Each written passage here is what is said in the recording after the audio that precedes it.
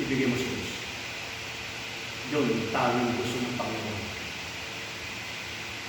Ihandog natin yung buhay natin sa Diyos kasi yung buhay natin hindi natin talaga pag-aari. Alam naman natin, lahat naman tayo ay babalik sa alam mo. Lahat tayo lilipas, lahat tayo mawawala sa mundo.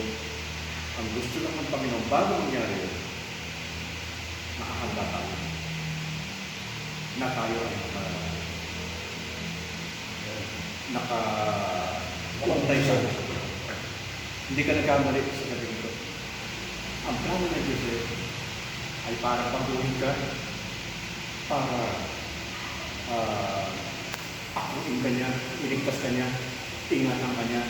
Mahal ka ng Diyos. Kahit nagkahiwalay kayo ng asawa, hiwalay ka kayo ng asawa.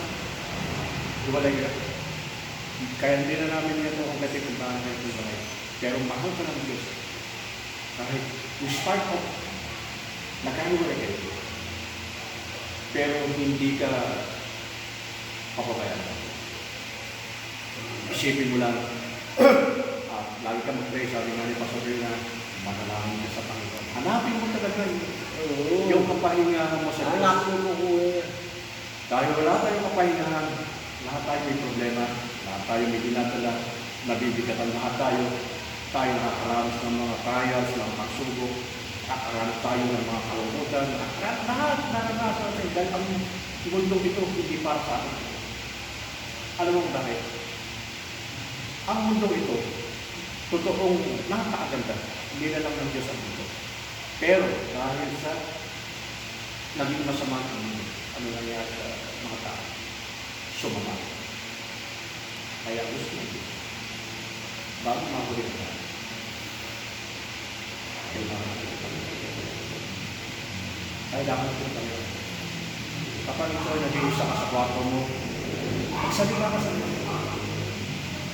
Magsalita ka. Sabihin mo, Panginoon, ano Kaya ba? na, pagka ako, bago ako umutin, nag-isip ako. Ma,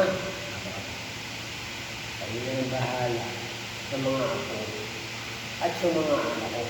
Pati asawa yung pag-pray na kahit may masama ka na doon sa kanila, hindi, huwag mo sumpain ang asawa mo. Ayun po. Pagpalain siya ng Panginoon. Sabi ng Panginoon, sino man sumumpa sa kapwa, susumpain mo.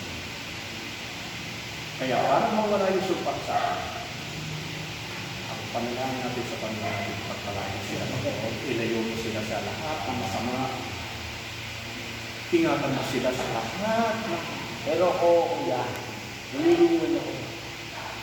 Kasi, sabi ko, bago ako matulog, mami mo nga.